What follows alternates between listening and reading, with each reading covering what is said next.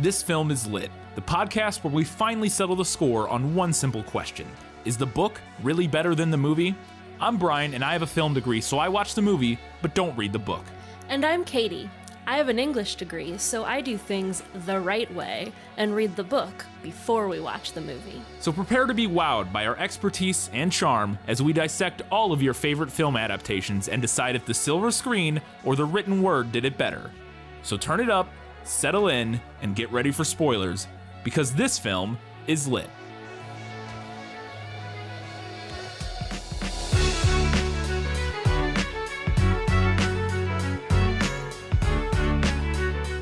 It's the oldest question of all, George. Who can spy on the spies? It's Tinker Tailor Soldier Spy, and this film is lit.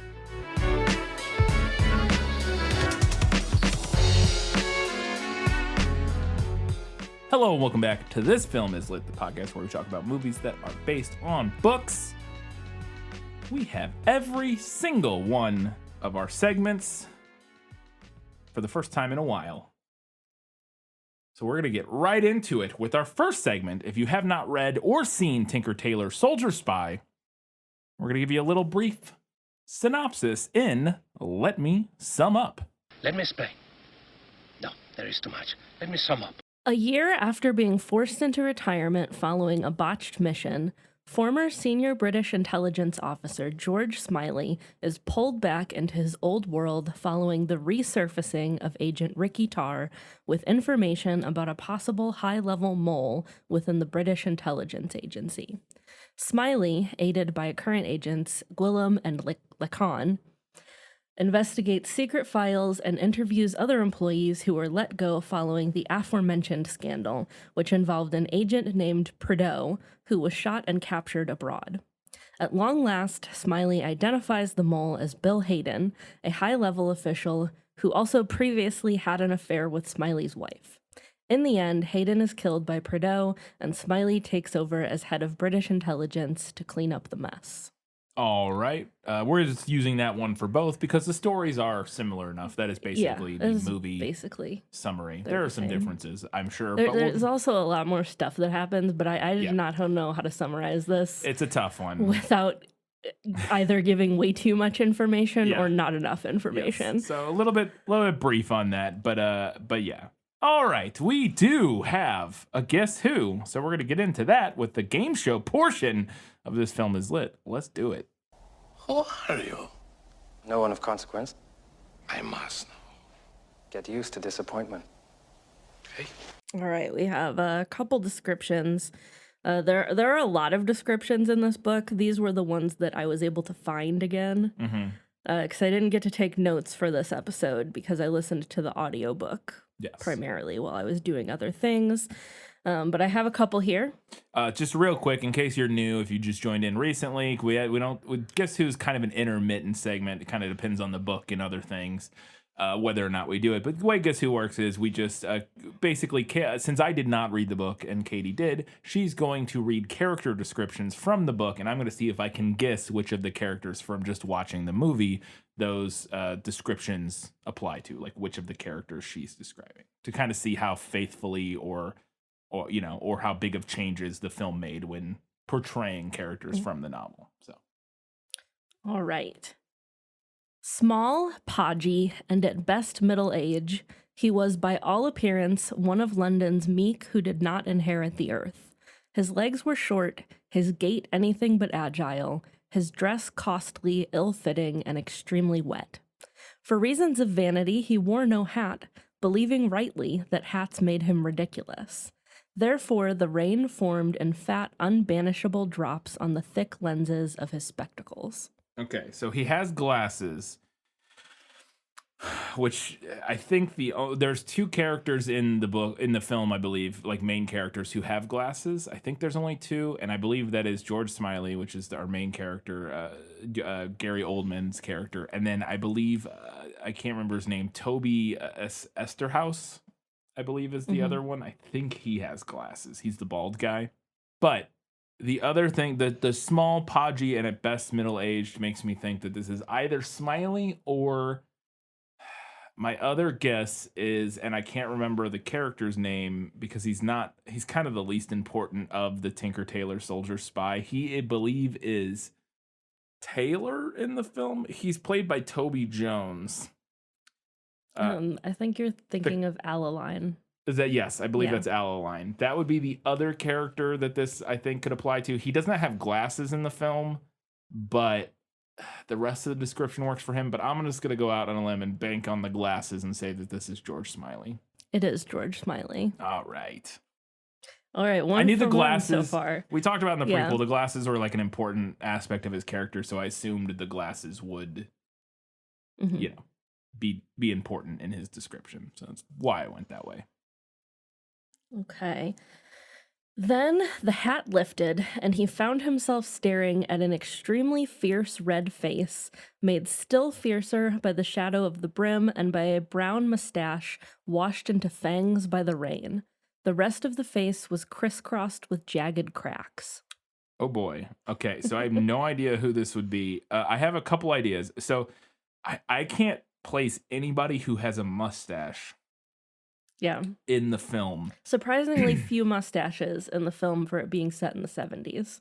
Yeah. And then the crack, face crisscrossed with jagged cracks. Most of our main characters are, while not young, are not like, they don't have particularly aged faces, shall we say. They're all like relatively, like in their 40s, 50s, I would guess. I think Smiley looks to be the oldest of our main character. Oh, okay. So I have two options. And this is the two that I was thinking of. I have two main, this would be either Control, who is played by John Hurt, who definitely has a face crisscrossed with jagged cracks. Does not have a mustache, I don't think. Or the other one would be, and I can't remember the character's name, the non-Benedict Cumberbatch guy who helps Smiley, the third guy, Mendel maybe, or something like that in the film, who is played by a guy who does have a mustache, and he may have a mustache in the film. So the reason I recognized him in the film, he's the actor who played Barty Crouch Sr. in Goblet of Fire, Harry Potter. That actor plays the third guy who is helping Smiley. That's not Benedict Cumberbatch, could do the investigation. I can't remember that actor's name. So my guess would be one of those two. I don't know that third guy. I think his name's Mendel or something. Or wait, you said it in the thing, didn't you? There's Lakon, but he does have another helper. I think in the named movie Mendel. he goes by Mendel. Yeah, or maybe it's a different character. But so I'm going to go out on a limb and say that this is in fact Control. It's not. Damn it. This is Jim Preto. Yeah, he does not have a mustache. No. But he does, and he doesn't look particular, because it's played by, that character is played by Mark Strong in the film. And I have a note about it later, but this is as good a place as any to talk about it since we're doing character descriptions, that I was really impressed in general with the makeup in this film. Yeah. Because it's very subtle, and they do a really good job of making actors who are already middle-aged look a little bit older than they are. And Mark Strong is in particular. Mark Strong, this movie came out 3 years before Kingsman. Yeah. Where he's one of the main characters in Kingsman, and he looks in this film, he's incredibly he just looks worn out. Yeah. In this movie, the thin hair and his face, he just looks worn out and like a dried up husk of himself. And then in Kingsman, he does not at all. And so I was very impressed that they a very subtle, deft hand with the makeup that I just thought was really well done. But he does not have a mustache, and he does not. Despite looking a little bit older and sort of, worn out, he doesn't really have a particularly craggy, cracked face. John Hurt does, though. But yeah. Anyways. All right. All right. Last one. I don't think you're going to get this one. The janitors called him Snow White because of his hair. He dressed like a male model, but the moment he dropped his shoulders or closed his tiny fists, he was immediately a fighter. Okay, I mean, I could feel like this could apply to two people. The obvious initial, based on the Snow White because of his hair. Well, no, because Snow White has dark hair, right? Yeah, Snow White does have dark hair. But I feel like the implication is that he has white hair. Yeah. Would be why they called him Snow White. And the person who sticks out to most to me in the film for his hair, it would be Benedict Cumberbatch's character, because he has this strikingly terrible blonde straight hair that just does not look good on Benedict Cumberbatch. No. It's not befitting of him. And I could see the like male dresses like a male model and it closes his tiny fist immediately a fighter. I could see that this might be and I'm trying to remember his name now. He was Gwillem. Gwillem. My other option for this one would be I have three options. So Benedict Cumberbatch's character Gwillem. My second one would be Ricky Tarr, just because it's played by Tom Hardy, who like he has the build and physique of a fighter, and like he also the male model thing could work. The hair thing not so much, but whatever. And then my final one would be Toby Jones's character Alaline, because he has tiny fists. Because Toby Jones is a tiny little man who I would have tiny fists. Those are my three choices. It's probably none of them. I'm going to go with my first choice because of the hair. It seems like a striking thing, and I'm say that this is Gwillem. It's not. It's Esterhaus. It's none of them. Yeah, okay, that makes no sense. And I feels like that doesn't apply to that character. No. He's bald in the film. Yeah. Right? Yeah, he's completely bald. Yeah. Maybe that's the joke. Probably not. I don't know. Like I Snow think White because his skin is like white. It definitely, I think in the book says that he has like white hair. Yeah. Okay. All right. Well, 1 out of 3. Not great. It definitely felt like they were just getting actors they wanted and not really worried about what they looked like so much. For sure. Except for maybe particularly with because I think the they description made sure he has the glasses. Yeah. Smiley. Yeah, and yeah. So yeah. All right. I have a handful of questions to sort out, so we're gonna get right into those. Was that in the book? Nicholas Flamel is the only known maker of the Philosopher's Stone. The what? Honestly, don't you two read? All right, so I will say, and I don't have a lot of my questions for this are like just narrative questions. I had a hard time with this movie overall. I found that I didn't get a lot out of it thematically. Mm-hmm. I'm not saying it's not there, because I think it is, and I have notes about this later that we'll discuss. I think it's a very well-made film, a very like finely crafted film, with a lot of interesting things that are happening. But I had a hard time connecting with it, and so my questions I feel like are kind of surface level. I guess that's what I wanted to preface with and say that my questions feel maybe more surface level and like, I don't know, boring than maybe usual. Yeah, I have thoughts on the thematic aspects of this. Okay. Later Yeah, we'll get into that so. later. So I just wanted to preface that before I get to my questions, because my questions are like, did this one thing happen that happened in the film? Which that is some of my questions normally, but I also try to have a little bit more interesting, like, thematic questions and stuff like that. And I was having a hard time with this one. So I wanted to know, like one of the things that happens very early in this movie, or it even is basically kind of the cold open, I think. Yeah. Is we get Mark Strong's character, Prideaux, he walks into John Hurt's office, and John Hurt sends him to Budapest, to Hungary, for a mission to get information from a Russian contact, attaché or whatever, who has information about a potential Russian mole in MI6. And he gets there, and we get this great scene. I'll talk more about that scene. I love this scene. He gets in there, and the sound design in this scene. They're sitting in this alleyway at a cafe on the street or whatever, and the way the scene is shot, and the whole movie does this. And I'd read about this beforehand, but it is really striking, and I think a brilliant choice for a film like this is everything is shot with really long lenses, lots of zoom lenses. You get the feeling of voyeurism, of spying. Yeah. From the way the film is shot, you can tell the camera is far away and shot, using long lenses to kind of get in our people.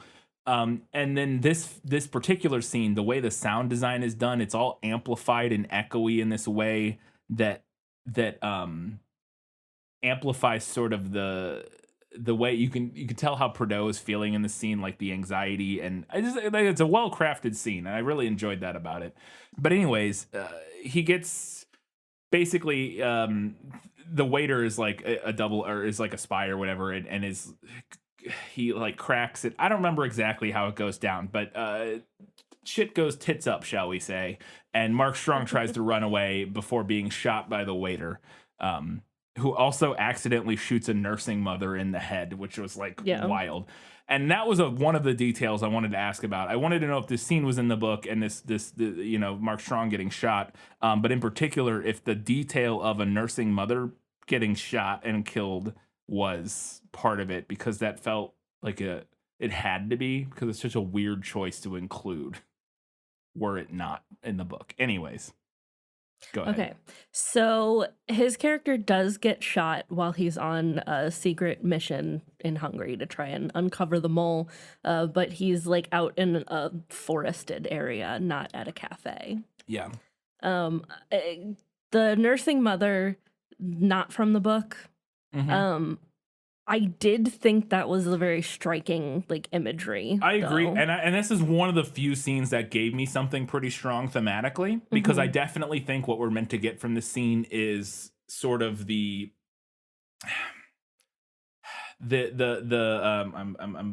struggling to find the words. Well, I think if I may, Yeah, go ahead. what I got from it was this idea that like ostensibly all of this like spying and intrigue is to protect the nation and the people, each country respectively. But it actually ends up hurting the people. Yes, I was gonna go even maybe a little more abstract than that, and tie it more to I read it almost as like an indictment of like toxic masculinity, like this thing. All of the spies in this movie are men for the most, like at least all the spies doing the spying. There are some women who work in MI6 or whatever who we see, but the like actual spies, the people with the guns, the people doing all the spy stuff, are all like white men. And I think in particular, you can read this scene. What is the word for when there's a phrase, and I'm just blanking on it. Like stray bullets hit somebody. It's got Scattershot? No. It's got a collateral damage. That's the phrase I was looking for that my brain could not find for some reason. The woman and her nursing child are representative, I think, sort of in general of, and again, it's a simplistic, maybe outmoded metaphor for again femininity and not even femininity, but like the juxtaposed to the toxic masculinity of our spies, who literally are just like doing whatever, they're doing going through the motions of this like political machinations and all this just nonsense that doesn't do anything. Like it doesn't mean anything, and all it does is we end up with collateral damage where innocent people are killed and hurt, and it just ultimately, it's just, I think it's a striking image to sort of encapsulate who is actually befalls the harm of the actions of the men in this film. It tends to be, again, in this instance, it's this woman because she is, the disenfranchised, the whatever. And in this particular moment, it's not like she's sitting at a cafe eating, but representative of the types of people who this fallout lands on. When men make rash, dumb, violent decisions, it's the women, it's people of color, etc. And again, the movie's not making that wide ranging of a of a thing, but I think you can interpret the scene as sort of at least examining the fact that the people who are harmed most, again, by this toxic masculinity isn't the men themselves. Prideaux lives. Yeah. This woman gets shot in the head and her child grows up motherless. Yeah. I think that's at least an interesting idea. Or you know what I mean? I think it's a scene that at least gives us something interesting. So yeah, I thought that was, but I think also what you said makes sense. Yeah. My other thought on this scene is something that I had better in the book. A lot of the parts of this film are directly from the book, but everything is kind of moved around. Yeah. There was a lot of like restructuring of when things happen. And we don't know in the book that this happened to him until much later. There's kind of like some mystery of like, well, what exactly happened? And I think I prefer that. Interesting. I see the merits of having it given it to us off the bat and Right. using that as the cold open. But I think I liked like the mystery of it and the slow reveal a little bit more. Okay.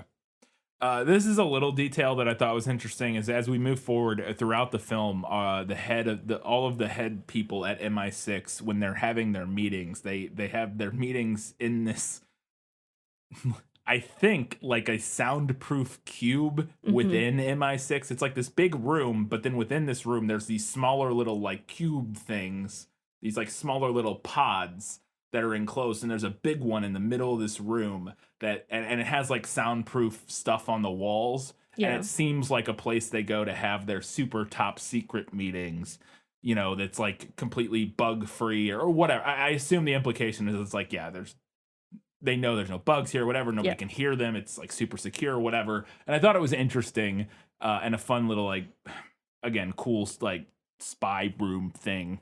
I just wanted to know if that came from the book. I don't recall that the fifth floor is ever described in the book, but I did like the look of it in the movie. It looked kind of alien and very claustrophobic. It does almost remind you a little bit of like watching. Now you say that the Alien, it reminds me a little bit of watching like in like a space movie or something. Like it reminds me of like Quarantine in like a space movie or something. Yeah. Like you see those like it's or like before they go into space, like for the Apollo missions, they would put the astronauts in like these little like cubes to like quarantine them for a day or what. I don't know. It reminded me of that, and I thought it was really cool. And again, yeah, like you said, kind of claustrophobic and alien and interesting. That was a cool set design choice. It sounds like not particularly from the book. So as we move forward, we're investigating. Smiley has been tasked with investigating who the mole inside MI6 is, because after himself and Control, they were forced out of MI6 after the whole Prideaux debacle of him getting shot and captured and whatnot. They were kind of forced out. And then the undersecretary calls Smiley back and is like, hey, we need you to investigate and try to figure out, we have a mole in MI6. We got to figure out who it is. And so he's trying to figure this out, and he goes to Control's office. I think it's Control's like hotel room or something. And at this point, Control is dead. When they're investigating his hotel room, whatever, they find these little chess pieces that have pictures of the different members of MI6 who may be the mole. And he's like setting them down. He's like, Tinker Tailor, whatever. Very classic, fun stuff. And I wanted to know if the little pictures on the chess pieces identifying our potential moles came from the book, because that's classic stuff. It's not from the book, but this is something that I had better in the movie. I liked the chess pieces as a motif. It does ring a little unrealistic to me, because I felt like all of that would have been scooped up and considered classified. Right? You do. But his apartment is basically just sitting abandoned. Yeah, I thought that was strange. Yeah. But I did like it. I think it's a fun motif. Yeah, I think it's cool. It's a good visual thing. So one of the things that happens in this film is we get a pretty much constant back and forth. We kind of jump between two timelines in the film. I think just two mainly, of prior to Control's and Smiley's sort of downfall, shall we say, and them being kicked out of MI6. We have a timeline where Smiley and Control, and then Tinker Tailor Soldier and the other guy, Poor Man, I think is the other one, who's not in the title. Right? Yeah. One of them isn't in the title. Their meetings and stuff prior to the Prideaux incident, them discussing British intelligence and whatnot. And then we're also cutting to the current timeline, and we even go further back than that at times. Yeah. And then we also cut to the current timeline. Our main story takes place in quote unquote modern time of the story, where Smiley is doing this investigation, trying to figure out who the mole is after Control's death and everything. And I want to know if the book bounced around between timelines like that. Oh, yeah, definitely. Okay. A lot of the story is shown to us through Smiley's memories and through his interviews with other people and their memories. Awesome. So there is a lot of back and forth. Okay.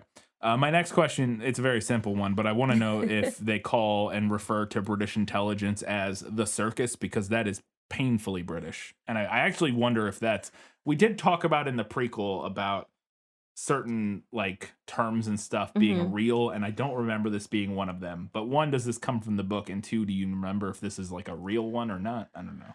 So this is from the book, and I went back and looked this up. This is at least according to the Wikipedia page about the Okay. novel, that it is so named in the novel because this is Le Carre's fictional location for British intelligence within the world of the book is Cambridge Circus Oh, in okay. London. So they call it the circus. Okay. But I don't think Don't that's think what that's, they like, call it actually, in like, real a- life. British British listeners, feel free to let us know. correct. Yeah. Yeah, and I do wonder because there are, But I got the impression that it was something he had invented for Yeah. the novel. which makes sense because it is like you'll often like in American-based spy films, the CIA will often be referred to as Langley Yeah. because that's where the CIA base or building or whatever is in Langley, Virginia. I don't remember, but so yeah, it's a similar idea, I would guess. But it's just funny because it is the circus. It also just works because it is a circus, like the just the nonsense. that they Thematically, get up it to. works. Yeah, that was fun. So then we find out eventually in the film we get to a point where we were to assume, I think the movie at least was trying to get us to assume that Prideaux had been shot dead in that opening scene. Yeah. I mean, I guess it's not confirmed, but to me it read like you're supposed to assume he was dead, and that's Right. why all this fallout happened and blah blah blah. And in the film, Smiley is surprised to learn that in fact Prideaux is not dead and has gone to become a school teacher out in the countryside or whatever. And I wanted to know if that plot line of him not dying and then somehow relocating and becoming a school headmaster or whatever the heck he is. I don't think he's a headmaster, but a school teacher came from the book because I thought that was interesting. All right. So I mentioned that the movie moves things around Yeah. from what the book does. In the book, Prideaux is one of the first people that we meet, and we meet him when he arrives at the school to begin teaching. But at that time, we don't know what's up with him or what his story is or how he's connected to everything else. And that information is kind of slowly doled out to you throughout the course of the book. So the movie almost kind of reverses what the book does, and we get like his backstory first. Right. Yeah, I don't know which version of that is more interesting. Like finding out that, like seeing the school teacher thing and then finding out the backstory, or Seeing when the he's a backstory school and teacher then- in the book, do you know that he has a background that's interesting? Like, are you Not at first, Okay. no. You're just like, why am I learning about this school teacher? Yes. Okay. That's interesting though. That to me is interesting. Like if you knew like he used to be a spy like right from the get, that wouldn't be very interesting. Yeah. But I think both have their merits. I'm not sure which I think would be a better way to do it, but okay. So then we're, and I think at this point we've already been introduced for a while to Ricky Tarr, played by Tom Hardy in the film, who is kind of like a low level, like he's like the James Bond style Kind of, spy. Like yeah. he's like a wet works guy, I think. Like He's out in the field. He's out in the field. He's a scalp he hunter. like kills people and stuff. Like, he's like James Bond. He's like not all the rest of our characters are like the higher up, like sit in a cubicle and drink bourbon and smoke pipes. Probably not bourbon because they're Fair drink enough. brandy and They drink brandy. That's what I was looking and for. smoke pipes. I mean, maybe they're importing bourbon. I don't know. But, drink brandy and smoke pipes or whatever, and kind of move the chess pieces, but they aren't like out there doing stuff for the most part. And so we're introduced to Rick Tarr, blah blah blah. We find out a bit of his backstory, and this is where he meets George Smiley, and he tells him this story about how he was doing something, following somebody for some information, and comes across this woman named Irina, and he kind of falls for her and finds out that she ends up she's dating like a low-level Russian spy, I think. He's like a businessman or something. Who's kind of has ties to the he's intelligence. the person that Ricky Tarr was supposed to be investigating, but it ended up being he ended up being nothing. Like nothing, yeah. But then because of that, he comes into contact with Irina. Because he's cheating on Irina in the film, at least. He's cheating on Irina, and Irina sees him, and then he beats up Irina, and Ricky Tarr goes over to like help her or whatever, and ends up falling for her, and she ends up telling him, and I don't know if it ever comes to bear how she knows this information, but she says or tells Ricky Tarr that she wants to defect and knows who the mole in MI6 is or something like that. And at this point in the film, this is probably like an hour or so, 45 minutes, hour into the film, I was like, I'm actually interested. Like this, maybe it's just because Tom Hardy's a really good, like, I find him interesting. But they're like, it felt like actual human, like, it felt like an actual human story that I cared about at this point. I was like, this is interesting. And I wanted to know if the whole Irina plot line and Ricky Tarr and all that stuff was from the book, because it was this is a bit of a spoil. It is the only thing I cared about that I found myself caring about in the film. Okay, so I have a lot of thoughts on this. Generally, it's very similar to what happens in the book, but I did have it better in the movie for a couple reasons. Stuff about this that I preferred in the book. We find out his story a lot sooner in the book. We find out Ricky Tarr's story like right up front when they initially ask Smiley to investigate. Like he's there and he tells Smiley everything that he knows. There's also a lot more to Ricky Tarr's story with her. Like there's a lot of, this was also the point when I started caring about the book. Yeah. Like and cared like the most about it. Yeah, as soon as this started happening, I was like, I like perked up. I was like, oh, this is at least interesting. Yeah, exactly. There's a lot of stuff in the book about like how they met each other in secret, and they had like these secret places that they would leave like notes and messages for each other and stuff. And she like ends up leaving him, like when she realizes that she's going to be taken by the Russians, she leaves him this whole big long thing, like basically telling him everything that she knows, and he copies it because he doesn't want to take it because then they'll know that he knows. Right. Yeah. So like, I think all of that would have been interesting additions. But overall, I think streamlining Ricky Tarr's story was a good choice for the film. There is a lot of extraneous detail to it, some of which is interesting, like I said, and some of which is not. He also cuts a much more sympathetic figure in the movie. Yeah, he's definitely a very sympathetic character. The movie makes him a little bit more of a hero than he is in the book. Yeah. In the book, he's interesting, but he's also kind of a lowlife. Like, right. he's into Irina, and he definitely wants to try and get her back from the Russians, and he wants to be with her, but, like, then he also has this other woman in somewhere in Asia, I think, like Singapore maybe, I don't remember, who he also has a daughter with, and like he has all this like sordid stuff, and he's kind of an asshole. And I just think that having him cut a little bit more of like a hero figure was a good choice. I really enjoyed that. It's just, he's this hired gun. He's like you said, he's like a headhunter. He's like the low level wet works guy in British intelligence who's and then he has this turn where he meets this woman, and it's a bit cliche. It's a bit whatever. But he has this turn where he meets this woman and he falls deeply in love with her for whatever reason. Again, it's a bit rushed. It's a bit cliche. Blah blah blah. But it's at least something I could connect to emotionally that I found interesting. And Tom Hardy's great, and like the scene where he's telling George Smiley this story and talking about, and he's like crying and he's like, I gotta get her back or whatever, blah blah blah. I just thought that was all really, again, it was like, oh, I care about this. Yeah. I actually care about this. This is nice. And so I agree that I think kind of cutting some of the extra other stuff going on with his character and just making him a little more sympathetic. It's one of the few times I found myself connecting to the film emotionally, as opposed to just watching it sort of like I was in film school. Yeah. Well, and you can see like more of the collateral damage to the story in like this aspect of Ricky Tarr in the movie, I think. Because he's just a guy. He's just a guy who fell in love with this lady. Yeah.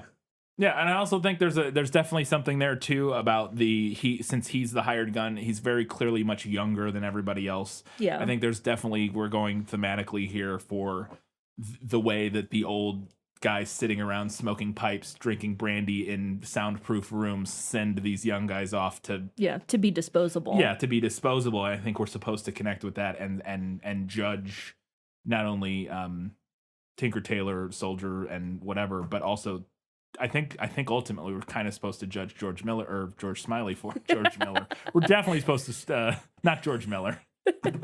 That's a different guy. I had two different. Frank Miller is the other guy that we can judge. George Miller, I think overall is pretty good, but maybe whatever. I don't know. I'm sure there's bad things. I heard the set of Fury Road was a nightmare, so who knows? Anyways. But yeah, I think we're also supposed to judge George Smiley a little bit for being one of those people. And I don't think the end of this film, despite what it feels like, and we'll get to it, I don't think it's a happy ending. I don't think it's supposed to be a happy ending. Even though the movie kind of plays it that way, I don't think it's supposed to be. Moving on, handful more questions here. We get one of my favorite spy part. Oh, I almost skipped something. Sorry. There's this thing, a recurring thing in the film where we keep seeing Gary Oldman and a couple other characters at different times throughout, like all of parts of this old boys, the higher ups within MI6 will go swimming in some pond in like a park or something, like in the early morning. It's very British.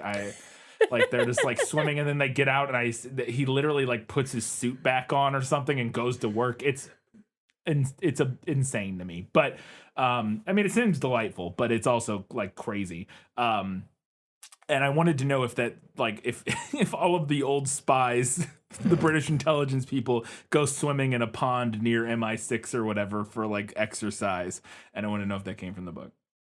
I don't recall this ever being mentioned in the book. Okay. So you're probably right about why it was added. Yeah, so you had a note here. My guess about why it was added, and I don't know for sure. I was guessing that this was going to be a movie edition because I've only seen one other Thomas Alfredson, who is the director of this film. I've only seen one other of his movies, which is Let the Right One In. And there's the big climax of that film takes place in a swimming pool. Yeah.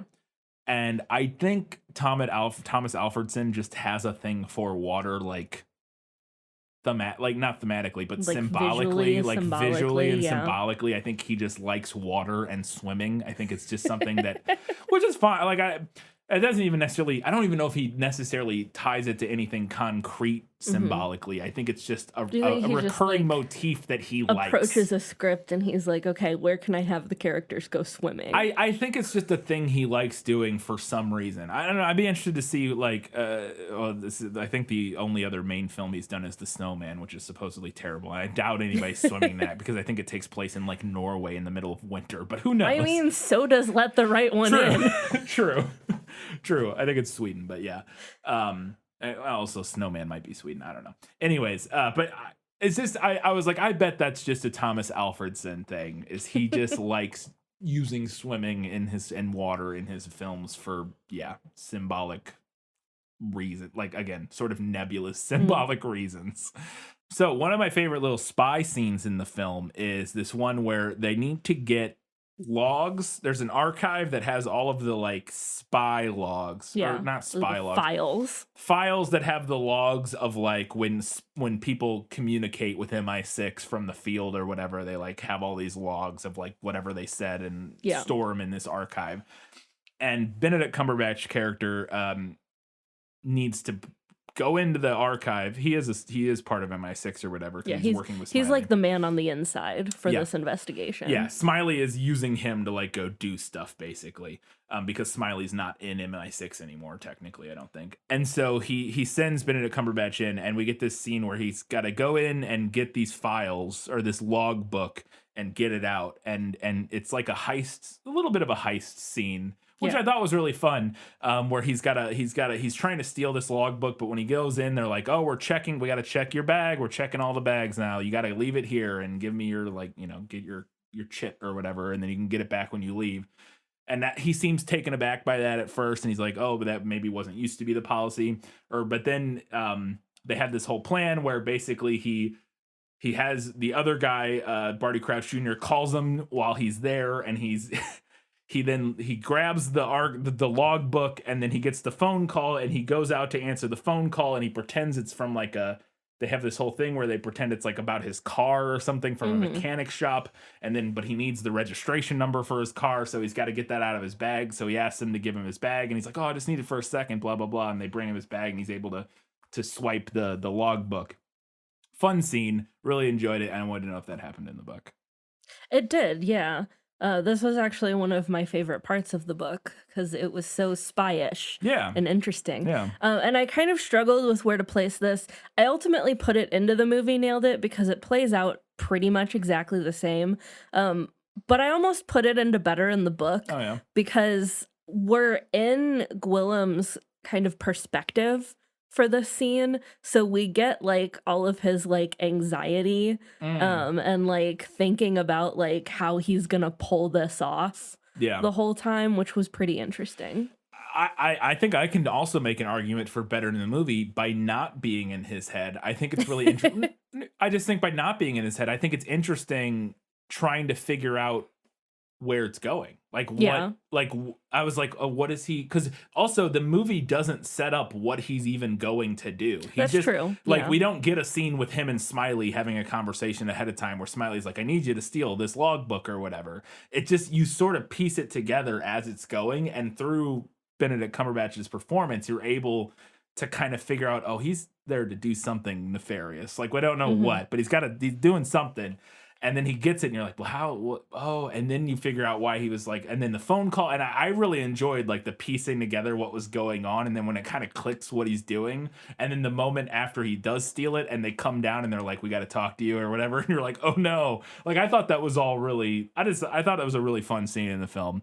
But yeah, I could see both ways. I could see merits both ways of being in his head and feeling the anxiety and stuff versus not knowing exactly what's going on and piecing it out. That I had a fun experience with that. So I think they're both have their merits.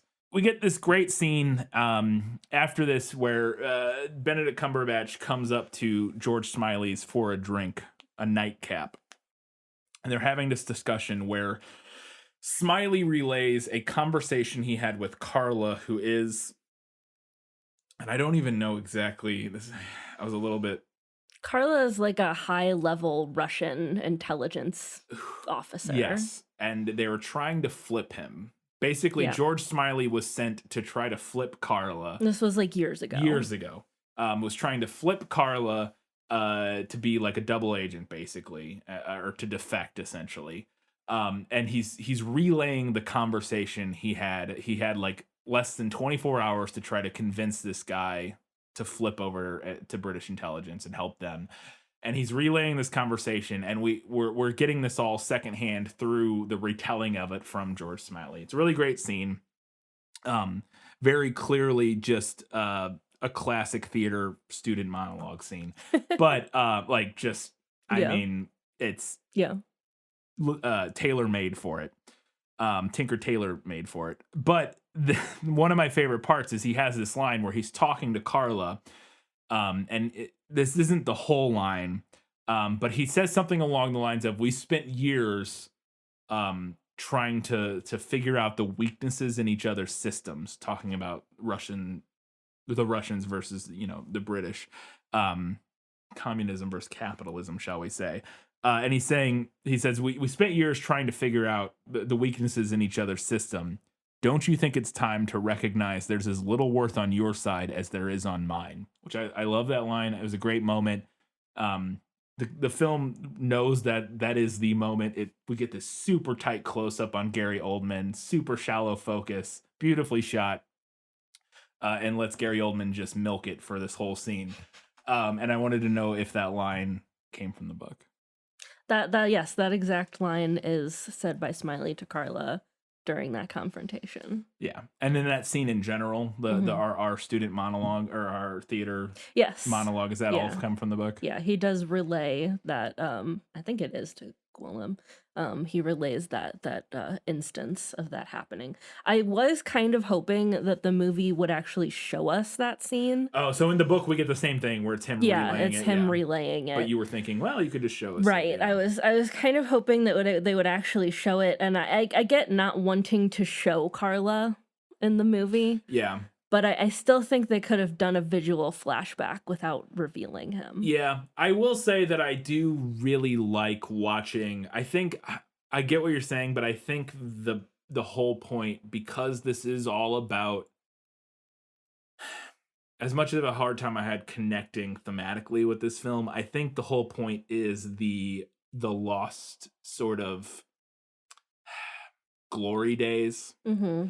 I think having us watch an old George Smiley recount that conversation is much more interesting than watching a young George Smiley actually have that That's fair. conversation. You know what I mean? Like, Yeah. I just think it fits in more with kind of the point of the story overall. Again, as much as that point didn't really connect with me, I think it is more interesting to watch that. Watch George Smiley drunkenly recount his glory day. This is him doing, I mean, even though he failed this mission, like, Carla didn't. Yeah, I think it's not so much a glory days as him like admitting where he failed. True, but I think it is still. Yeah, I don't disagree with that, because yeah, he does fail. Carla doesn't defect, but I do think it's still. It's the glory days of when he was in MI6, when he was out in the field, when he was important. Yes. And now he's not. Yes. And so in that regard, I think it is kind of, trying to recapture that glory, and watching older Smiley do this, I think just works better. But yeah. All right. Then we get a reveal.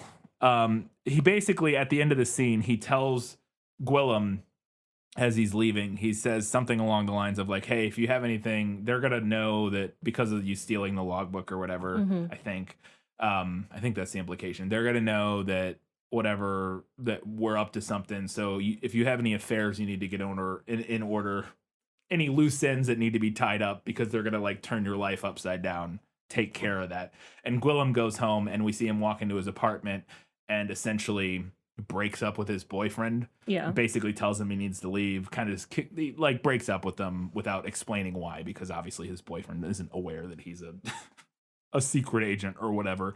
And I wanted to know if Gwillem being gay was a plot line that came from the book, and also why is Benedict Cumberbatch Hollywood's favorite straight guy to play gay characters, because he plays so many gay characters, and I am fairly certain that Benedict Cumberbatch is not gay.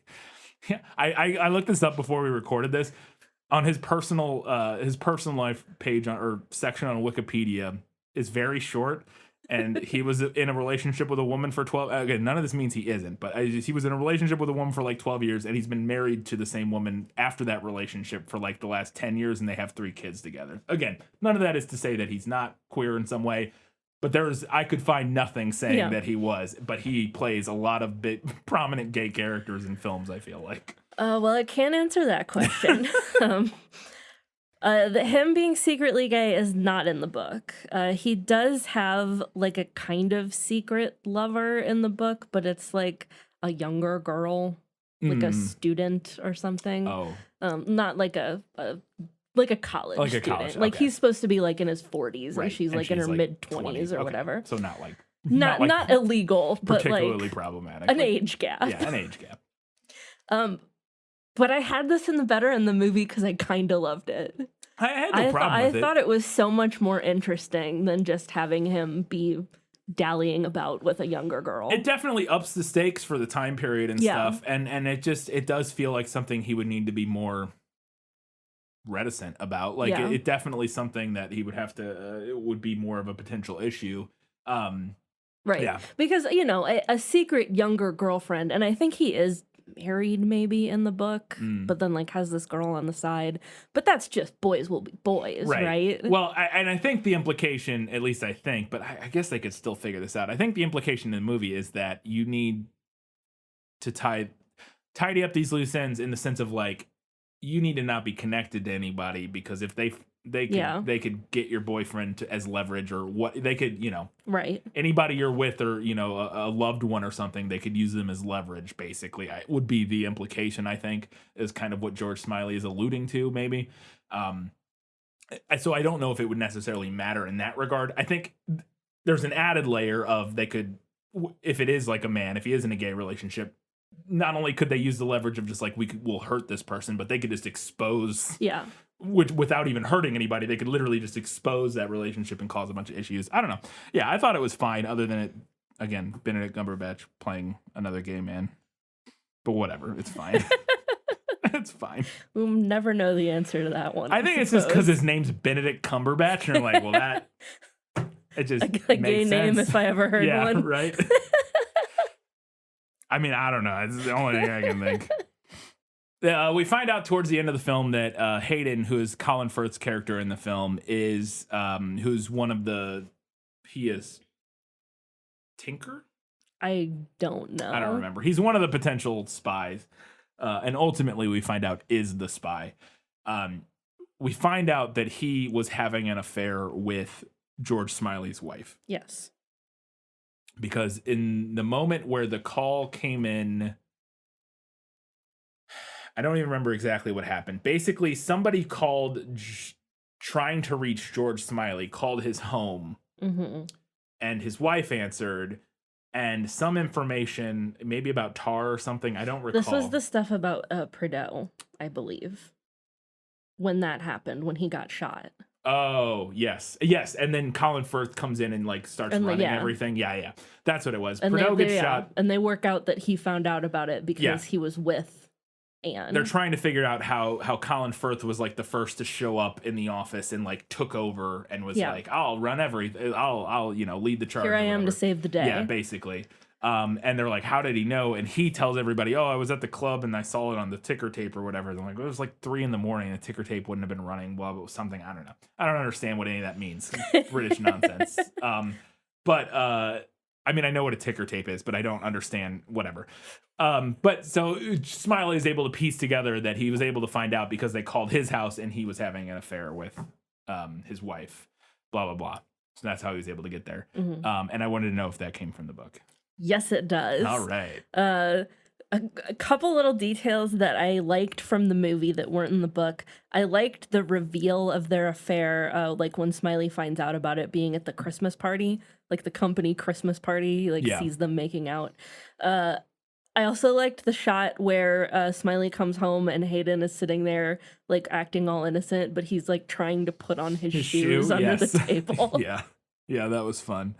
I thought that was I also thought it was nice of the movie to lightly skip right over that Hayden and Anne are actually cousins. Oh, let's just get rid of that little light incest. Yeah, some light incest, NBD guys. But the movie gets rid of that. Yeah, fair enough. So then towards the end, George Smiley goes to confront Esterhaus because he has surmised at this time, and I'm still a little bit cloudy on exactly the details of this because it's all very like convoluted spy stuff of who's doing what. But I think basically the idea is that all of them, other than George Smiley, but like Tinker Tailor, like Esterhaus, Hayden, Blunt, Alaline and Blunt, were all feeding information to a Russian contact in return for information. Or they were somehow doing something with the Russians in order. They were exchanging information with this Russian contact because they think that he's their double agent. Yes, but in fact they were getting basically useless information. They were getting useless information and they were actually giving him good information. Yeah, useful information. And that none of them realized this, or at least basically none of them, except for one. I think at this point Smiley knows that it's Hayden, but he's kind of confirming. Yeah, confirming and like trying to work out if anybody else actually knows, or if Hayden was just like the puppet master. Yes. So ultimately, he does figure out that Hayden was the actual mole, but the other ones were also doing kind of some shady stuff, but not intentionally like selling out Britain or whatever. They thought they were doing something good. But so he takes Esterhaus out to this runway and it's like interrogating him and trying to figure out what he knows, what he was actually doing, blah, blah, blah. And it's a really cool scene in the film because they're standing on this runway and this plane is flying in and it lands and pulls up and stops right in front of them. And this whole thing is Smiley basically threatening Esterhaus with deportation because he's from You think he's Hungarian? Hungary or something. Yeah, I don't remember for sure. But he's basically threatening him with the deportation, and by using having him on the run, like, we'll throw you on this plane and send you back to Hungary. It's a cool scene in the film, and I wanted to know, because it looked real in the movie. Now, you can cheat that a lot, because if they shoot that with a really long zoom lens, that plane could have landed 300 feet down the runway, and it would look like it was right there, which I think is probably what happened. But it's still, I think it probably was real and not CG. Maybe. I don't know. Who knows? But I wanted to know if that whole, like, tarmac interrogation with the plane landing right next to them was from the book, because that was cool. It's not. He does question Esterhaus in the book, but it's at like a safe house location. I had this in better in the movie, though, because I really enjoyed the visual language of like Esterhaus being nervous about the landing plane, while Smiley just stands there like stoic and unflinching. Yeah, I thought that was really cool. Again, so many elements of this film are so well done, which it makes sense. Again, Alfredson is a good filmmaker. And we'll get to it. I just couldn't force myself to care about most of it. But again, it's just really well done scenes, and that was one of them that I was like, this is really cool. I like this scene. It's a well handled, well crafted scene. 2 more questions. There's an exchange at the end. He has now confronted Bill Hayden, has been basically arrested or whatever. He's been exposed as the mole, and is like in some sort of prison or he's in some sort of holding he's in some sort of like holding location, but they're gonna ship him off to the Soviet Union, or something, like, here, have him. I don't know, whatever. And basically Smiley's having his final conversation with him, trying to figure out like why he did it, what the whole deal was, all that sort of stuff.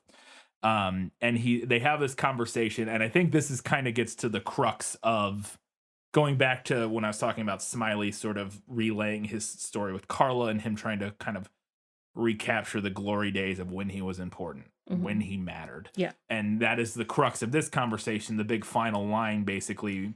And I don't remember what leads up to it, but Smiley asks Hayden, he says, "What are you then, Bill?"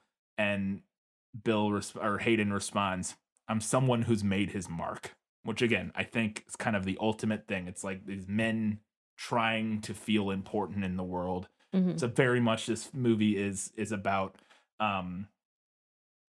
it's little bit about toxic masculinity, which is, I think, at least is vaguely interesting, about the loss of meaning, the loss of importance, the loss of direction, and how that can affect, and how when that happens to certain types of people, not necessarily just men, but in this instance men, and it's a version of toxic masculinity, how that leads to acting in ways that are less than desirable, shall we say.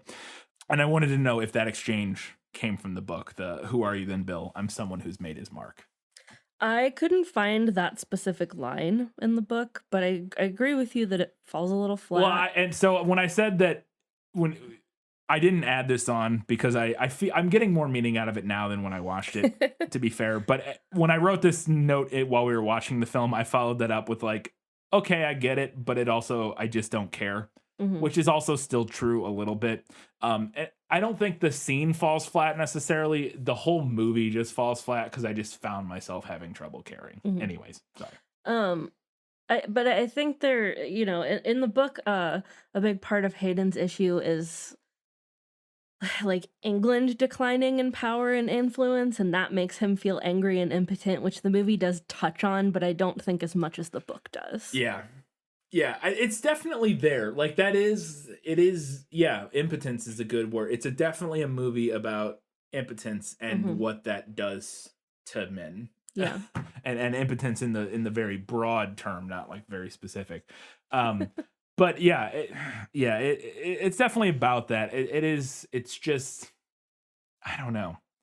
While watching it, I had trouble connecting with that in a way that felt engaging. I don't know. All right, last question. I think that message is not for us. Well, I mean, it's not for us. Well, yeah, I don't know. I mean, it could be for us in the sense that, like, we could look at that message and say, like, a warning. Yes, like this is a warning. I understand this intellectually, but I don't think that that's something that's relatable. Yes. to people like us. I agree. It's definitely not who relatable have to never had power. True. It's definitely not relatable to us, but I think I think there is, because I definitely think you can tie it broadly to a problem that is a more generalized social idea, social problem. The reason that things like incels and the reason Jordan Peterson is popular, God help me, is because of this issue, which is a legitimate issue that I think this movie is kind of tackling.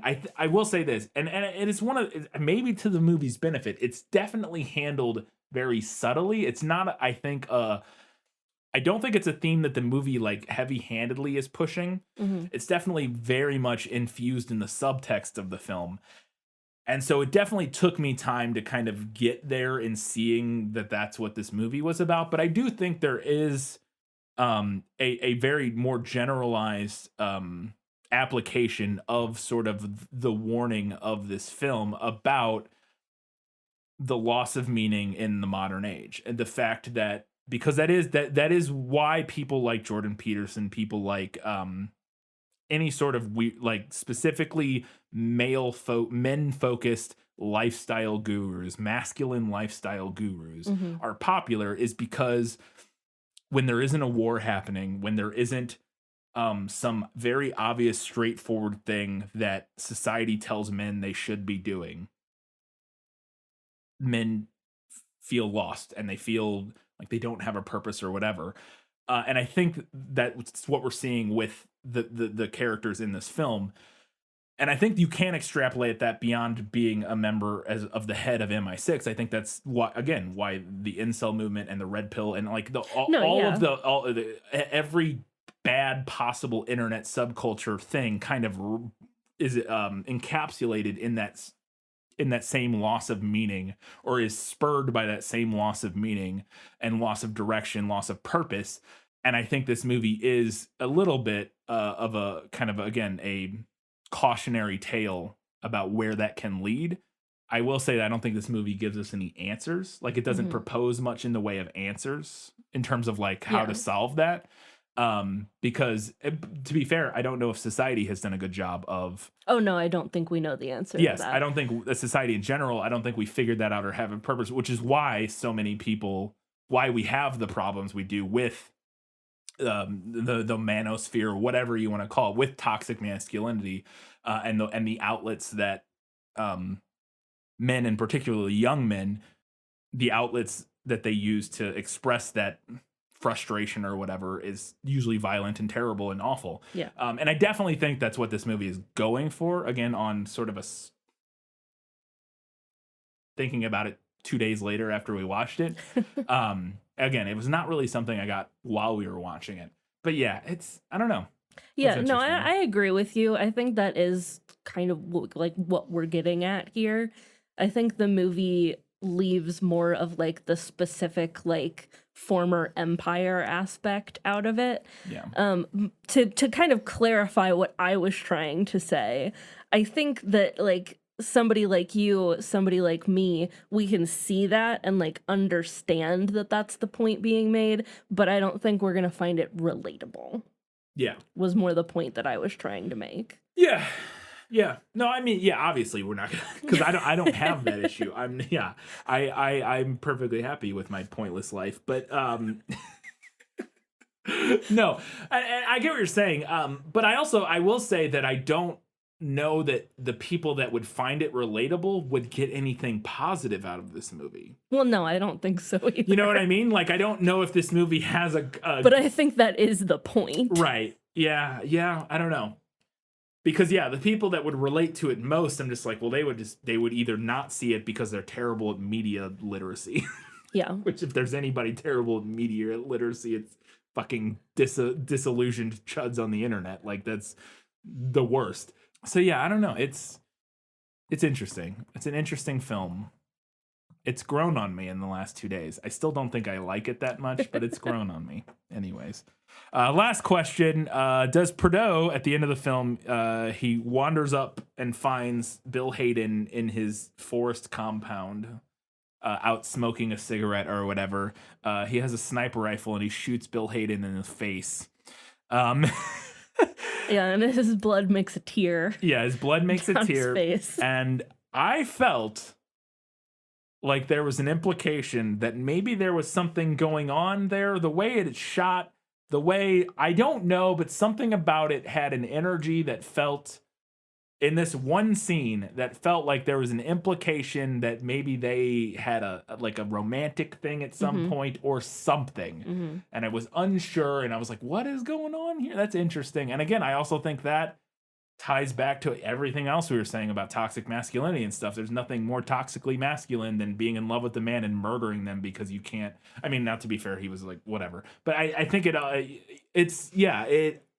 anyways, does Prideaux kill Hayden? Is there an implication that they were romantically involved? Blah, blah, blah. Okay, so yes and yes. It is stated several times in the book by different characters who suspected that Hayden and Prideaux were lovers. Okay, I was not expecting that. I thought I was just reading. You read it correctly. I am want to read homoerotic tension into relationships in film. I don't know. It's just a thing like I tend to do. But in this one, I was like, in particular, felt like something was going on there. But I am glad to know that seems like probably intentional. Yeah. Okay. Oh, and it's outright stated. Okay. In the book that like, yeah, we think they had a thing going on at one point. We think they were more than friends. And it's not outright stated in the movie. It's interesting. But it is implied. Yeah, it's interesting in the movie because it literally, this end scene was the only moment where I got that. And there may have been something else I missed earlier in the film, but this was the only time where I was like, oh, wait, what's going on here? This feels like a whole thing. But so you're saying throughout the book? Yes. Okay. Huh. That comes up again and again in the book. Prideaux does kill Hayden at the end. This was something that I had better in the book because I thought it was more interesting than a sniper rifle. Okay. So at the end of the book, they find Hayden dead and his neck has been snapped. And we don't know for sure that it was Prideaux that did it. But the beginning of the book, when Prideaux first shows up at the school, the scene where the owl comes down out of the chimney.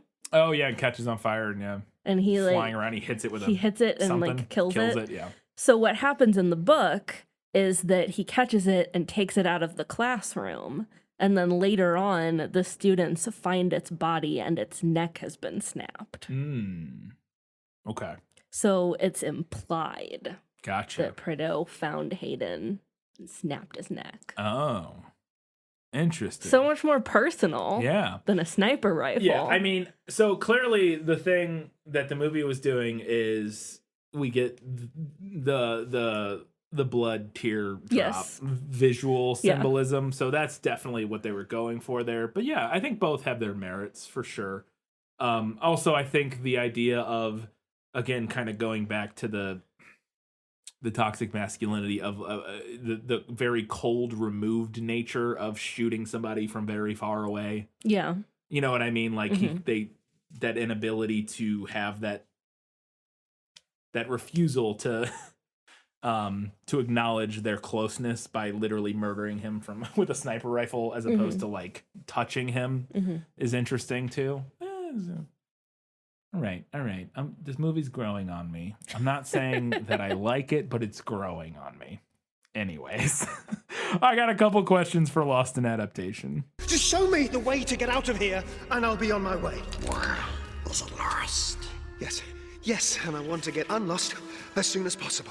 At the beginning of the film, kind of during the credits, after the cold open, we get like a montage of George Smiley doing stuff, and I could not figure out what was happening here.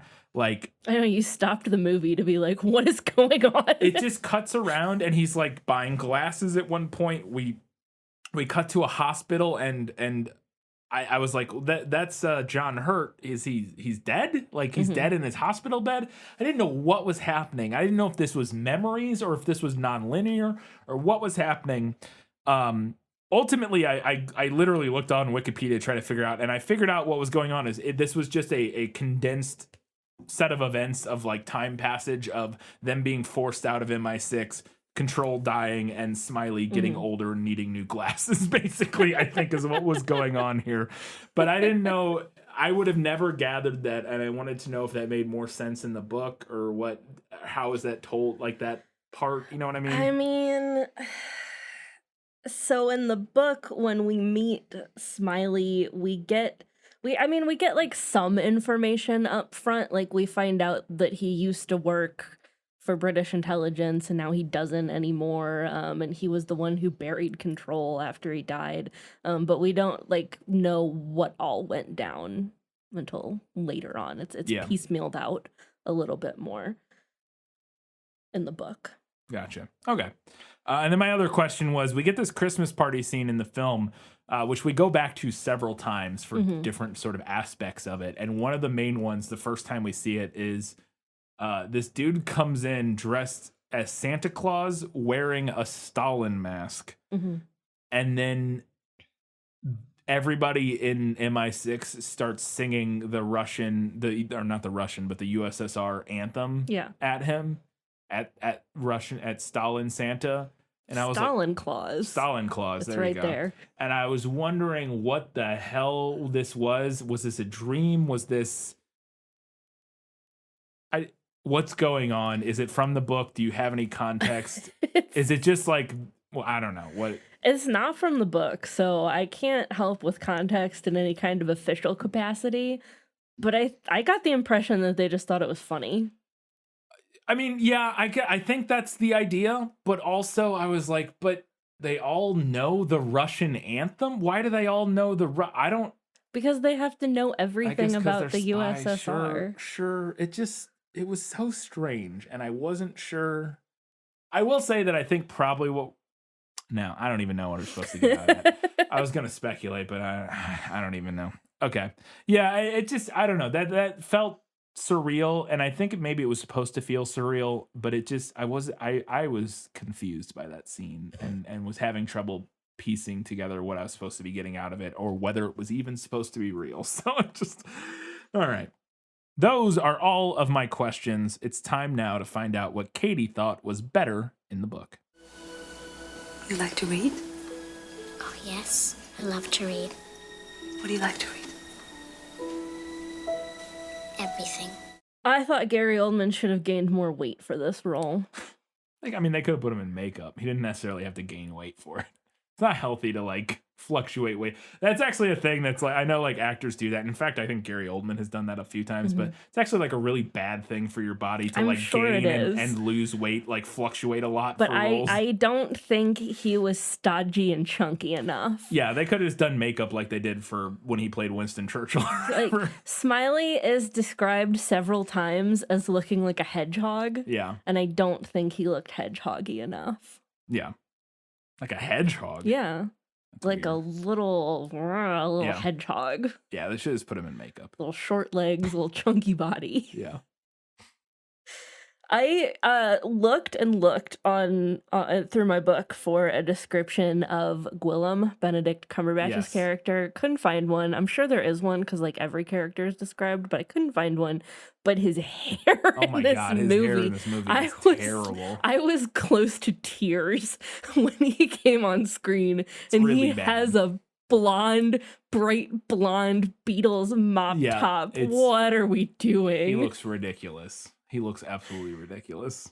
There's a scene in the book shortly after we first meet George Smiley. We meet him and he's like out. He goes and has dinner at his club or whatever.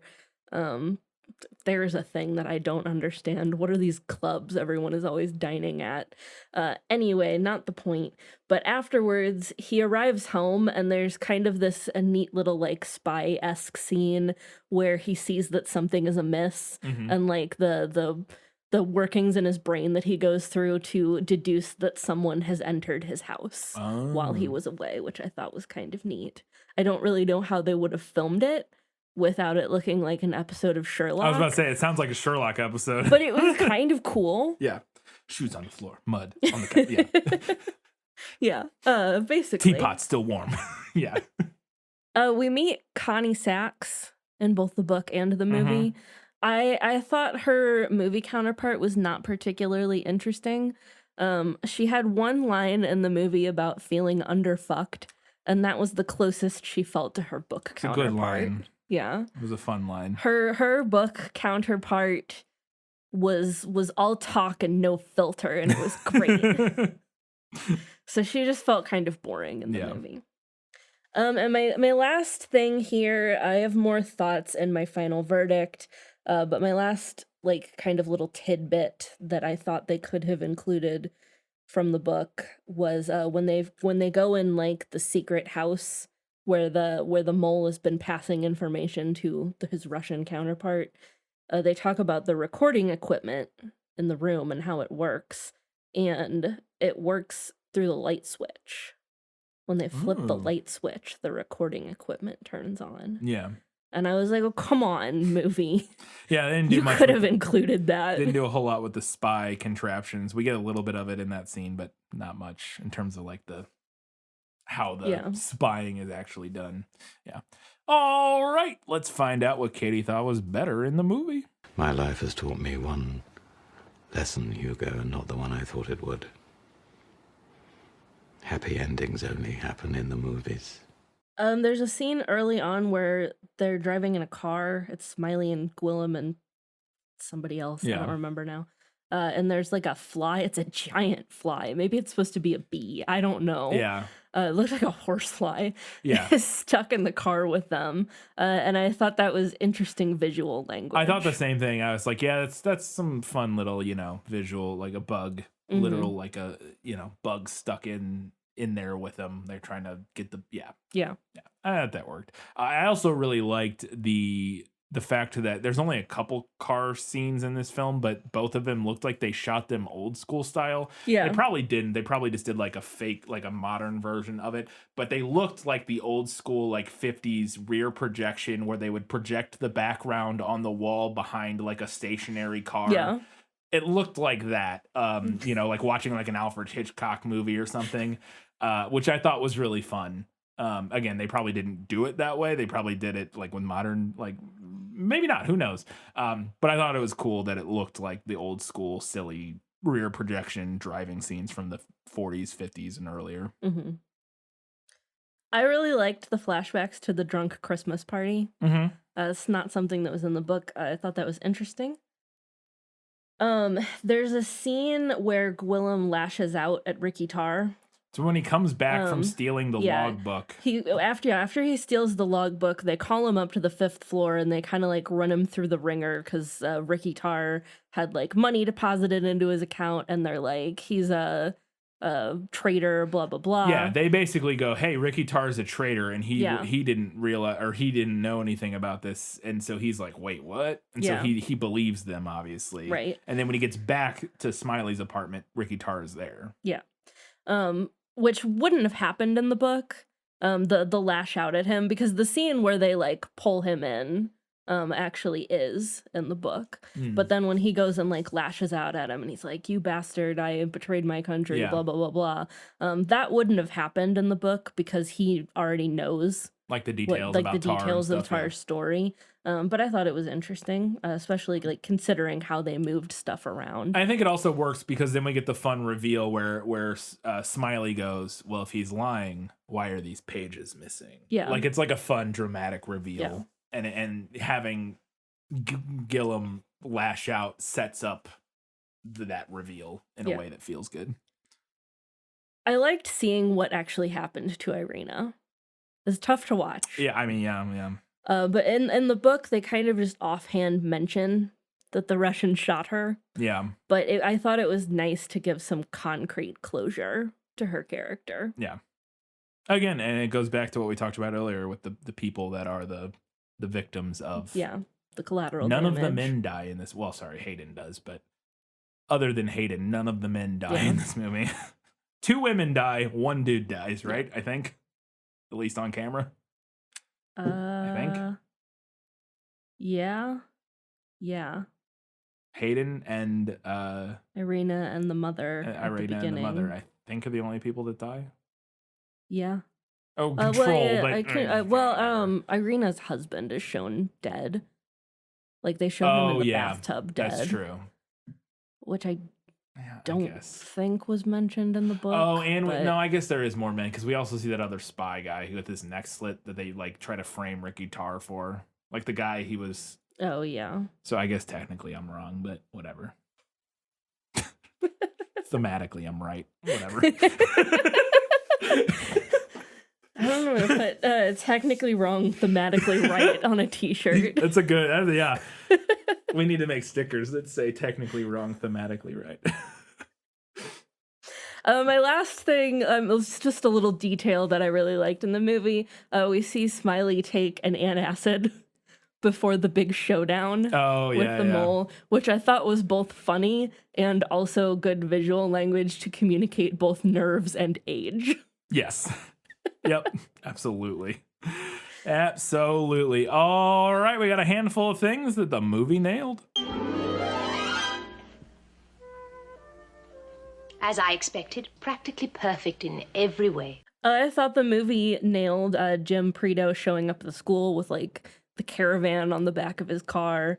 And then he meets like the kid with the Coke bottle glasses. Oh yeah. And like kind of bolsters his self-esteem by saying he's the best watcher in the bunch. But then also calls him Jumbo. Yeah, I don't know. That was Which he feels calls him like Jumbo in the book too. Well, he's a bigger kid, but it feels like a bit underhanded. I don't know. I mean, in the book we know that the kid he likes it. Like he's like, oh, he gave me a nickname. I feel super special. Right. But yeah, it is an interesting nickname. I mentioned the scene right after Gwillem steals the file where they get upset with him about Ricky Tarr being a traitor, blah, blah, blah. That was pretty spot on, aside from, obviously, Gwillem knows in the book, so he's more, like, trying to hide what he knows rather than, like, getting upset about what he thinks is a betrayal. Carla does keep George's engraved lighter, which is how he knows that George's wife is his weakness. Yeah.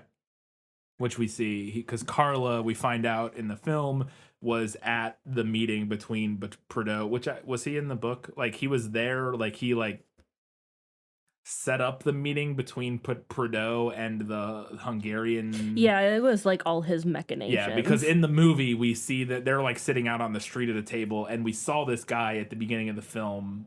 We saw somebody sitting inside, like inside the restaurant at a table, and then at the end of the film, it pushes in and we see that guy again, and it cuts to the close up of the lighter, and it's the lighter that Smiley had. Westerby's story about the night that Prideaux was shot. How Hayden saved the day. That was all pretty spot on. Also, Prideaux's account of what happened to him after he was shot in Hungary. Close. The montage near the end of the movie where Smiley's just listening to tapes and thinking. He really is. Really nails the general spirit of the book. Yep, we're just watching a man sit and listen to things and think. Yep. Yep. Smiley does take off his shoes when he's waiting in the secret house so that they won't hear him walking on the floor. I missed that in the movie, but that's fine. Yeah, he takes off his shoes, and he has this thought in the book. He's like, I'm just a fat, barefoot old man. Fair enough. And he is also rewarded at the end with his wife returning and getting the top job at the circus. And I think is as good a place as any to talk about the end of this, because it is the same in both the book and the movie. And the message I got was this a kind of bleak, like, the wheel keeps turning. Yes, I agree message. that feels like, especially in the movie, I think that is the implication, is that what I was saying earlier is that it seems kind of on the surface like, oh, a happy ending. The good guy won. He got the bad guy. Got his girl back. Got his job back. And he's running British intelligence. But yes, I think the idea, at least in the movie, for sure feels like you're not supposed to feel good necessarily about the ending. Potentially. Maybe I could be wrong. There are 2 more books in this series, so who knows what else happens. I but- saw a on the Wikipedia article when I was browsing through towards the end of the movie that supposedly at least a couple years ago a sequel film was confirmed. It was supposed to be being worked on. It's called, I believe, and it's the second book. It's called Smiley's People or something, Smiley's Men or something like that. Based on the next book or whatever. They were supposedly working on a film. I haven't heard anything. Or the Wikipedia article had one line about it that like Gary Oldman in an interview said, "Hey, we're working on a sequel or something." I don't know. Who knows if they actually are or not? But it's been a hot minute. Because that was like in 2016 that he said that, or 2017, so it could have completely fallen apart by then. Who knows? All right, it's time now for a few odds and ends before we get to the final verdict.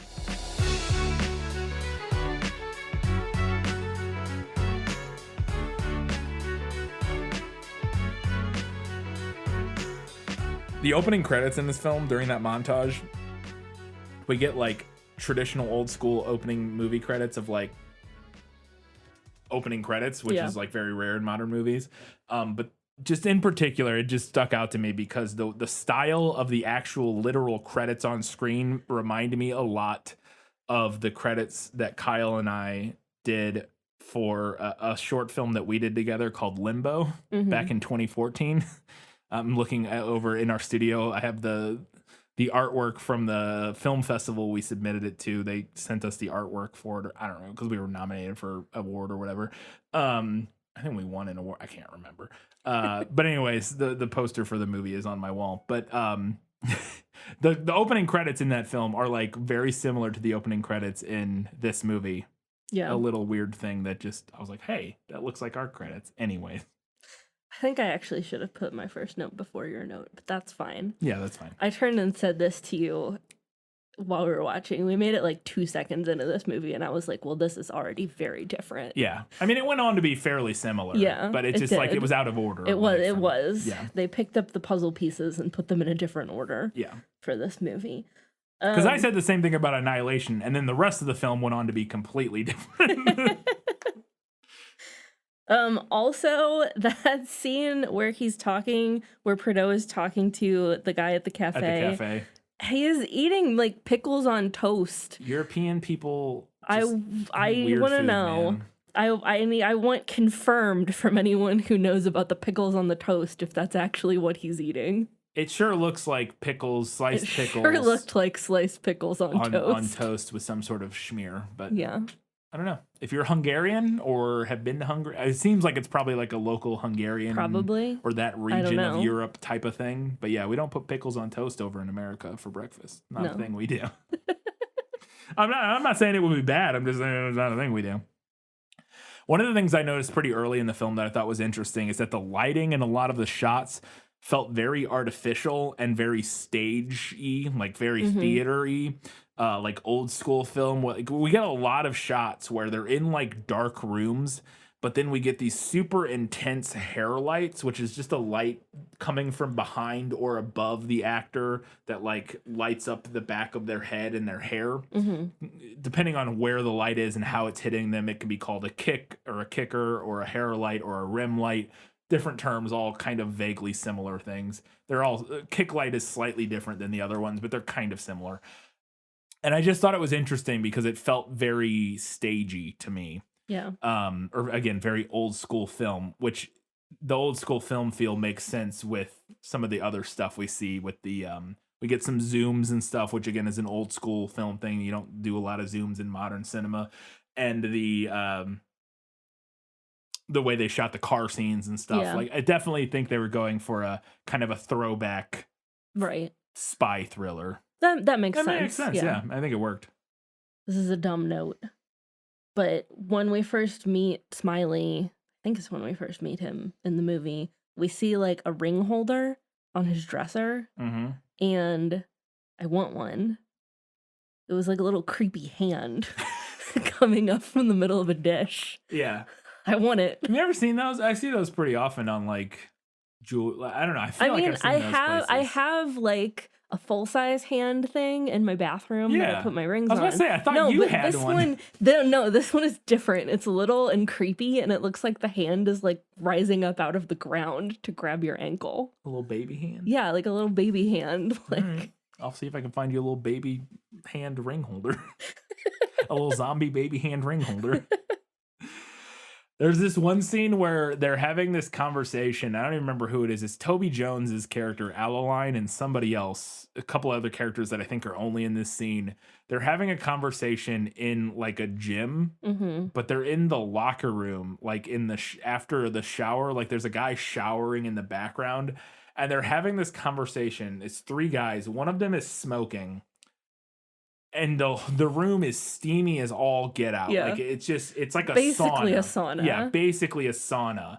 And then one of them is just getting dressed in this sauna. And I was so uncomfortable at the idea of getting dressed in that steamy of a room. It just made me feel miserable. It makes me physically infuriated to have to put on clothes while I'm still damp after the shower. Yes. I cannot imagine. I'm not a fan. I can get away with it like a shirt. I can do a shirt like a t-shirt.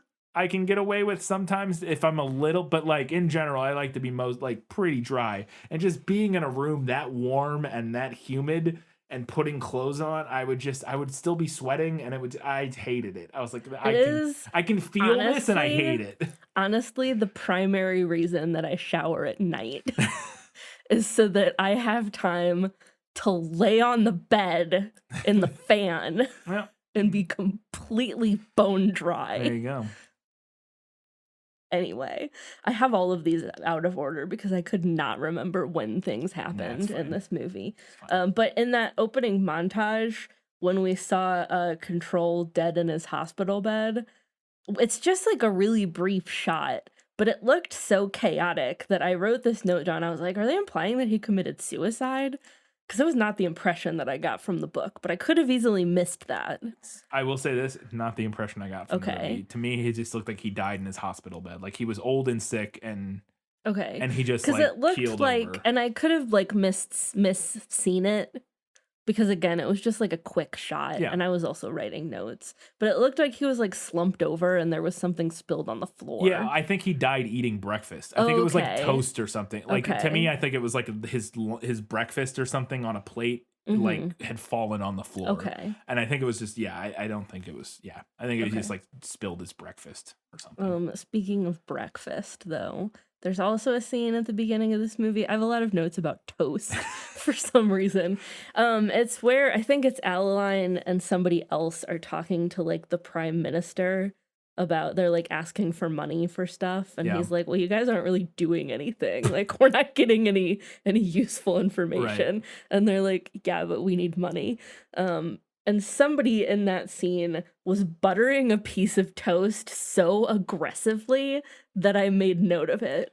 Here's the thing. It's the 70s. They didn't have margarine. They had butter, and you have to attack the bread with the butter to spread it. Even when you let it get pretty warm, like butter is not made for spreading unless it's like melting. And so, if that butter was chilled at all, you got to like destroy your bread. Margarine, one of the best inventions of the 21st and 20th century, probably. You heard it here first, folks. Margarine. I'm just saying, margarine for toast and stuff, this is better than butter. Like, I like butter. I cook with it. It's very tasty. But, like, for spreading on a nice piece of toast, good margarine works better. This is better. Anyways. So this is a problem I had throughout this film, and I've alluded to it a lot throughout this episode, but my brain so many times through this film just didn't have the patience or interest to keep track of all the details, the names, the just everything. The nuances of politically what was going on. It was too boring for me to care. Yeah. About all of these intricate details. I struggled the same way with the book. And I was especially, like, I will admit that I kind of hobbled myself by having to listen to the audiobook for most of this, because I do struggle, like, when I'm not seeing something visually on the page, it will kind of leave my brain, which is why I don't typically listen to audiobooks. Yeah. Or if I do, I like to like listen to them and read the book, because Right. that helps me focus a lot. Yeah, that seems But just like listening to the audiobook, I like hear something and it immediately leaves my brain. So I really struggled with like keeping track of the characters and like where we were in the multiple timelines. And I thought for at least half that audiobook that the narrator was just saying William really weirdly every time he said Gwillem. And then I actually opened the book and I was so astonished. Yeah. No, it makes sense. A couple more notes. I thought that was a really fun little scene in the movie where the whole scene where Hardy is, or Tom Hardy, Ricky Tarr. Ricky Tarr is spying on the Russian guy and Irina in their apartment. We get like a little rear window scene. Yeah. There's definitely the Hitchcock references are plentiful in this film, I think.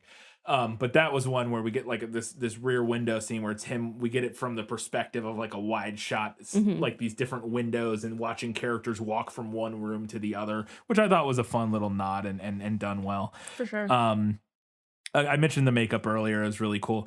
Smiley, he went in the end scene where he's going to confront Hayden or arrest Hayden or whatever, and he's listening to them. He pulls the gun out of his pocket and he has a Walther PPK, which makes sense because it was the MI6 gun, but that's James Bond's gun, which I thought was like, hey, it's James Bond's gun.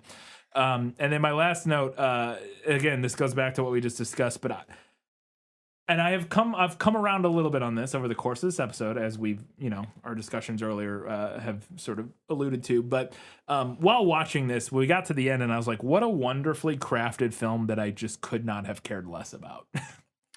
Like, this is up there amongst the better made films that I've seen that I've enjoyed the least. Again, I will say that has changed slightly upon reflection and where I think thematically it goes. But even still, I just found it a little tedious and a little hard to connect with in general. And I was just a little disappointed by that. Yeah. Because, again, it is very masterfully made. Like, the acting's all great. The makeup's great. Cinematography's great. Yeah. It's written well, I think, at least in terms of, like, the dialogue and the moment-to-moment stuff.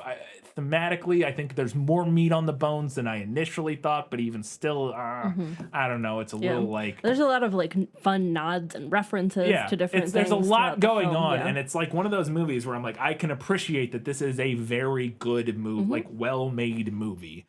I just don't care, mostly. Again, that has changed slightly upon discussion and reflection since then, but not a ton. It's just upgraded, a little bit on my appreciation index. So before we get to the final verdict, we wanted to remind you can do us a giant favor by heading over to patreon.com/thisfilmislit, supporting us for $2, $5, or $15 a month. Get access to different things at every level, including bonus content. In just a week or two, we're watching it this weekend, our July bonus episode, where $5 and up, you get access to our bonus content. We're going to be talking about Midsommar. So that episode should be out in maybe 2 weeks, week and a half, 2 weeks, something like that. So look out for that. Also, you can do us a giant favor by heading over to any of our social media platforms, Facebook, Twitter, Instagram, Goodreads. Follow us there. Just search for This Film Is Lit. Interact. Leave us your feedback. Tell us what you thought about Tinker Tailor Soldier Spy. All that good stuff. Going back to Patreon, if you want to support us at the $15 and up level, you become an Academy Award-winning patron. You can request what we talk about. This was one of those patron requests, and this one was requested by Katie. This was a request from Jeff Niederhofer. Jeff Niederhofer, thank you so much for requesting this. It led to a much more interesting discussion than I thought it was going to when we watched it. So this is a redemption arc. It really for is. Jeff Niederhofer. Oh, because he was the patron who requested the Alien movie. Oh goodness. Yeah, I can't even remember what it's called. The one with Jerry Lewis. Yeah. What the heck was that called? Oh, Slapstick of Another Kind. Yeah. Yeah, I mean, now that was a terrible movie. This was a very good movie. I'm 99% sure that was Jeff Niederhofer. I think you're right. I apologize if it was not Jeff and I'm misremembering. I think you're right. And I will say that at the halfway through this movie and at the end of the movie, I was like, oof. But like I said, I think this led to a much more interesting discussion than I was expecting. And so kudos. Well done. Thank you for recommending it. All right. It's time now for the final verdict. Now, are you ready for your sentence? Sentence? But there must be a verdict first. Sentence first, verdict afterward. For my entire read-through of this book, I was absolutely certain that I would choose the movie. Found this book very boring. But after finishing the book and watching the movie, I surprised myself. And now I shall surprise you. The book was published in 1974, and it is expectedly dated. There's quite a bit of casual racism and misogyny. Unsurprising from a text that stars mainly old white men, many of whom are upset about Britain no longer being a powerful world empire. Yep. The movie gets rid of a lot of that. But at least in the case of the misogyny, it does so by either cutting or smoothing over what few female characters there are in the book. Irina and Connie Sachs both had more quote-unquote screen time in the book, and while their characterizations are arguably unflattering, they're also more interesting and three-dimensional than what the movie is able to give us. Yeah, they're definitely both like footnotes in this film, for sure. At least as far as like the depictions of women are concerned, in both of these mediums, it kind of becomes this question of like, would you rather have problematic representation or would you rather not really have representation? Yeah. There are no characters of color in either, so... Yeah. I mean, it is Britain in the 70s. British intelligence in the 70s. Yeah. This is not an exciting bang-bang James Bond type spy thriller. It's slow, it's drowning in detail, and it takes place largely within Smiley's memory. The book also heavily relies on the reader being familiar with British culture in the 1970s, which was a tough go for me. Yeah, it doesn't do much for me. In these aspects, the movie is able to come out on top simply by virtue of being a visual medium. We're able to see a lot of Smiley's memories rather than just hear them, etc., etc., etc. But at its core, what this story is an exploration of feeling powerless and impotent due to age, due to a drastically changing world. And I have to say that the book sinks its teeth into that issue in a way that the movie would not even have time to get started on.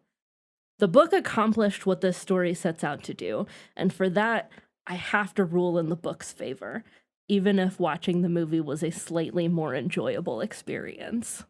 There you have it. The book is the winner. Katie, what's next?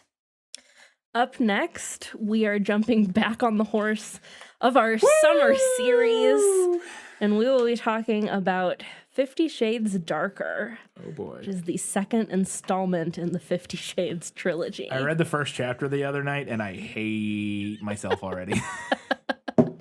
I could not believe how quickly I was like, oh God. Oh no. We just jump right back in. We just jump right back. It's Perfect. just immediate. It's Perfect. immediate. It's immediate. How quickly we just get right back into the same thing. And it makes sense because from our understanding, these were all written kind of like at the same time. We didn't get like write the first book, wait 6 months or a year, write the second book. Right. My understanding is that it was all initially written as one giant thing. I think she would have benefited a lot from writing the first one, getting some Taking feedback, a little breather. grow a little bit as a writer, write the second one. It's not what we got, so we just get more of the same.